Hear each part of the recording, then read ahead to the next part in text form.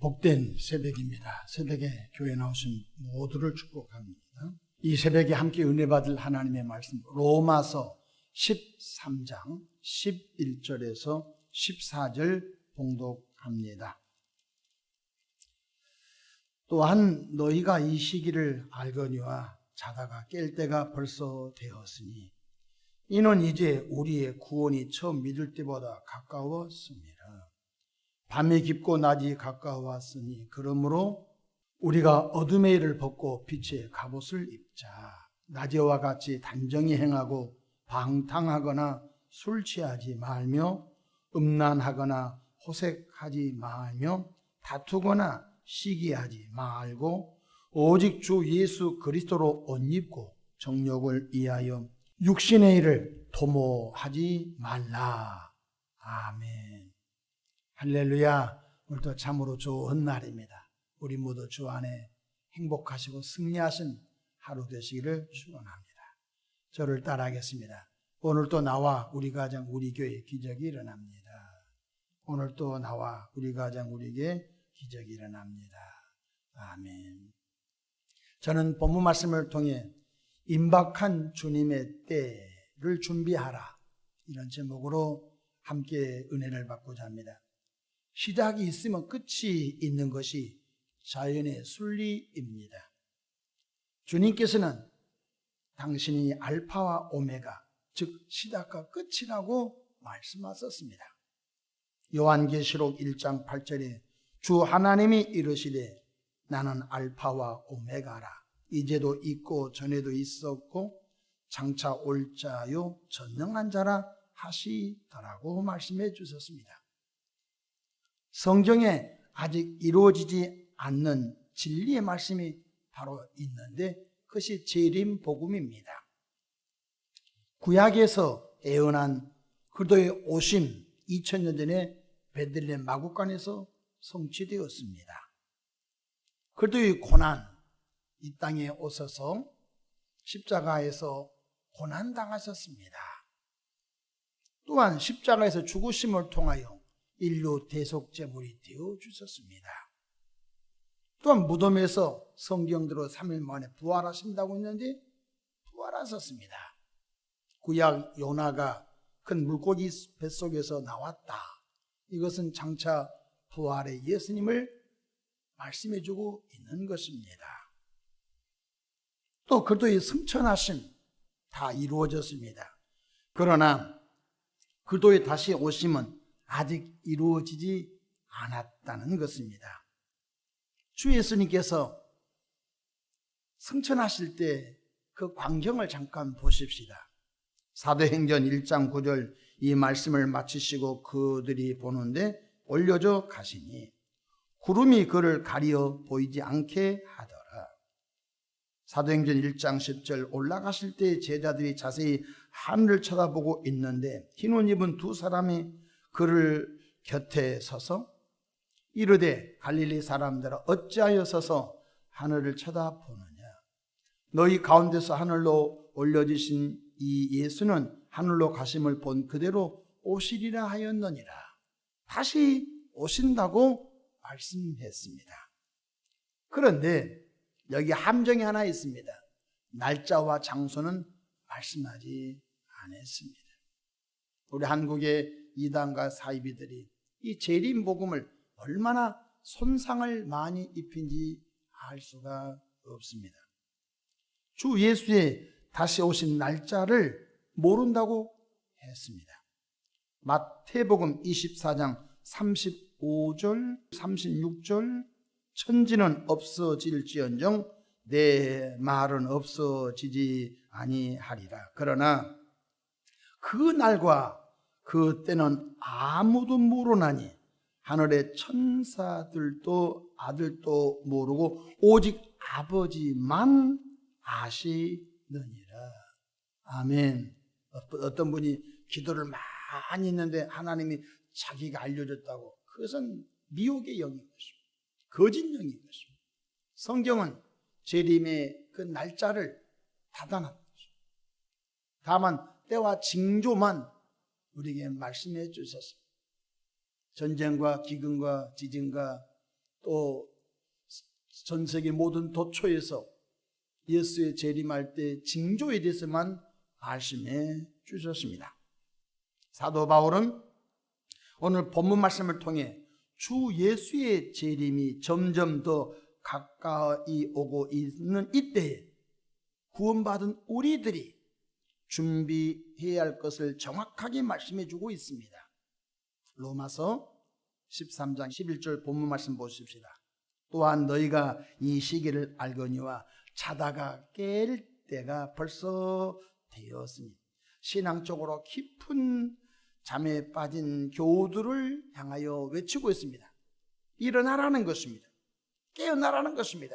주의 재림의 때가 하루 자고 나면 우리는 알지 못한 그때가 하루 가까워진 것입니다. 한 달 살았습니다. 그러면 우리가 알지 못한 그때 주님의 재림의 때가 한 달 더 가까워진 것입니다. 1년 살았습니다. 나이 먹었네. 그것만 생각하지 마십시오. 알지 못한 주님의 재림의 때가 1년 더 가까운 것입니다. 다시 로마서 13장 11절 보십시다. 또한 너희가 이 시기를 알거니와 자다가 깰 때가 벌써 되었으니, 이는 이제 우리의 구원이 처음 믿을 때보다 가까웠습니다. 아멘. 구원이 점점 가까운 것. 2024년 해가 져갑니다. 그러면 세월 많이 갔어, 한탄할 것이 아닙니다. 영광스러운 주 예수님 재림이 가까워지고 있다는 사실을 기억하면서 환호성을 질러야 되는 것입니다. 왜? 신부는 신랑을 기다린 것이 본능인 것입니다. 신부는 신랑이 오기를 기다린 것입니다. 신랑이 오기를 거부한 신부는 불행한 신부이지. 우리는 예수 그리스도의 신부된 성도들로서 하룻밤을 자고 나면 환희를, 주님이 곧 오시겠다, 나 신랑 되신 주님이 곧 오실 텐데 라고 감격해야 된 것입니다. 12절 보십시다. 밤이 깊고 낮이 가까웠으니 그러므로 우리가 어둠의 일을 벗고 빛의 갑옷을 입자. 옛사람을 벗고 새사람을 입으라는 것입니다. 새사람이 바로 주님 맞이할 영적인 예복입니다. 마태복음 22장에 보면은 왕이 큰 잔치를 열었는데 가서 사람을 초청하라고 합니다. 근데 바쁘다가 안 온다고 합니다. 소를 샀습니다. 밭을 샀습니다. 장가 갔습니다. 핑계를 댑니다. 그러니까 그 주인이 저작거리 가서 사람을 아무라도 데려와라, 배고픈 사람을 데려와라, 꽉 찼습니다. 주인이 나와서 보니까 예복을 입지 않는 한 사람이 있습니다. 결박해서 바깥 어두운 데 쫓아내라고 합니다. 이것은 바로 이 혼인잔치는 예수 그리스도의 공중강림을 말하는데, 바로 여기서 예복이 바로 우리가 입을 새 사람인 줄로 믿으시길 바랍니다. 오늘 본문에서는 어둠의 일을 벗어버리라고 했지요. 어둠의 일, 즉 옛사람의 종류가 6가지가 13절 나옵니다.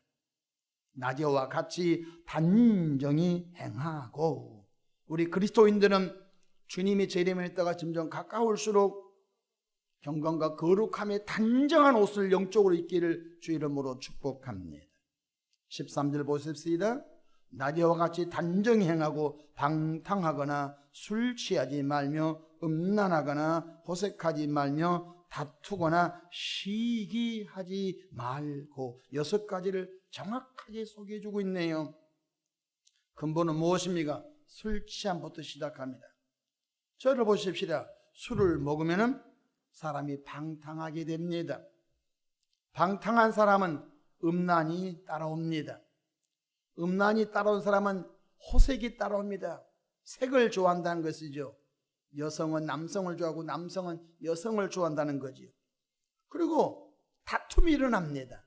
그리고 시기가 따라옵니다. 그래서 성경에는 술 취하지 말라, 이는 방탕한 것이니 어디 성령으로 충만함을 말씀하고 있는 것입니다. 예수 그리스도를 주로 영접한 사람들은 술 먹음을 끊어야 된 것입니다. 이것이 음주운전도 일어나고 또 성추행도 일어나고, 술 먹은 김에 이성을 잃어서 성희롱, 성폭행, 성추행이 막 일어나지 않습니까? 공든탑이 무너지듯이 공직사회 속에서도 그렇게 높은 공직이 올라갔는데 하루아침에 물거품된 사람이 얼마나 많은지 알 수가 없는 것입니다. 낮에와 같이 단정히 행하고 어둠의 일을 벗어나고 있는데 오늘 6가지 방탕하고 술 취하고 호색하고 음란하고 다투고 시기한 이 육체의 소욕을 끊어버리는 은혜가 있기를 바랍니다. 에베소서 4장 22절 24절에 너희는 유혹의 욕심을 따라 썩어져가는 구습을 따르는 옛사람을 벗어버리고 오직 너희의 심령이 새롭게 되어 하나님을 따라 의의 진리의 거룩함으로 지으심을 받은 새 사람을 입으라고 말씀해 주셔서 우리는 옛사람을 벗고 마귀로부터 예수 믿기 전에 배웠던 세속적인 옷을 벗어버리고 이제는 예수 그리스도로 옷 입는 새 사람들 되기를 축원합니다. 에베소서에는 어둠의 일, 즉 옛사람의 종류를 또 구체적으로 소개하고 있습니다. 에베소서 4장 31절 너희는 모든 악독, 노함, 분냄, 떠드는 것, 비방하는 것을 모든 악의와 함께 버리고 이렇게 말씀합니다. 악독, 노함, 분냄, 떠드는 것, 비방, 악의, 이것은 철저히 예수 그리스도를 구주로 영접한 성도가 입을 옷이 아닌 것입니다. 벗어버린 것입니다. 골로새서에도 어둠의 일, 즉 옛사람의 종류를 더 구체적으로 버릴 것을 말씀해 주셨습니다. 골로새서 3장 5절 그러므로 땅에 있는 지체를 죽이라. 곧 음란과 부정과 사욕과 악한 정욕과 탐심이니 탐심은 우상 숭배니라 말씀해 주셨습니다. 골로새서 3장 8절에도 너희는 이제는 너희가 이 모든 것을 벗어버리라. 곧 분함, 노여움, 악의, 비방, 너희 입에 부끄러운 말이라. 그렇습니다. 주 예수님이 점점 재림의 때가 가까울 때 우리는 뭐 해야 됩니까? 옷을 빨리 갈아입어야 된다는 것입니다. 성령의 도우심으로 부지런히 어둠의 일, 즉 땅에 있는 지체, 즉 옛사람을 벗어버리는 성화의 삶으로 계속 닮아져 가야 하는 것입니다. 그렇다면 우리가 입어야 할 예복이 무엇입니까? 그것은 그리스도로 옷 입는 것입니다. 그리스도로 옷 입는다, 이 말은 곧 새 사람을 입으라는 것입니다. 오늘 로마서 13장 14절 본문 보실까요? 오직 주 예수 그리스도로 옷 입고 정욕을 위하여 육신의 일을 도모하지 말라. 그리스도로 옷 입는 생활, 새 사람 생활인 것입니다. 그리스도로 옷 입는 생활, 성화의 삶인 것을 믿으시기를 바랍니다. 골로새서 3장 12절에는 5가지 새 사람을 정확하게 말씀해 주고 있습니다. 그러므로 너희는 하나님이 택하사 거룩하고 사랑받는 처럼 긍휼과 자비와 겸손과 온유와 오래 참음으로 옷 입고 13절 이 모든 것 위에 사랑을 더하라. 믿음과 소망과 사랑, 그 중에 제일은 사랑이라. 할렐루야. 이제는 우리 어르신들이 한복을 입습니다. 한복 입고 그 다음에 마지막에 두루마기를 딱 입습니다. 그 생각이 납니다. 여러분, 지금은 그런 시대가 아니지만 한복 입고 그 안에 여성들도 두루마기를 마지막에 입지 않습니까? 성경에는 이 모든 것이 사랑을 덮어라 말씀해주고 있는 것입니다. 사도 베드로는 신성한 성품에 이르도록 성장하라고 가르쳐주고 있습니다. 베드로후서 1장 5절로 11절에 그러므로 너희가 더욱 힘써 너희 믿음의 덕을, 믿음의 사람은 덕으로 올라가고 덕의 지식의 절제의 인내를, 인내의 경건을, 경건의 형제의 우애를, 형제의 우애의 사랑을 공급하라. 이같이 하면 우리 주 곧 구주 예수 그리스도의 영원한 나라에 들어감을 넉넉히 너에게 주시리라. 그날에 나더러 주여 주여 하는 자마다 다 천국에 들어올 것이 아니고 다만 하늘에 계신 내 아버지의 뜻대로 사는 자만 들어온다고 했는데 오늘 베드로서 1장 11절에 이같이 하면 우리 주 곧 구주 예수 그리스도 영원한 나라에 들어감을 넉넉히 너에게 더하시리라. 너끈하게 들어간다는 것입니다.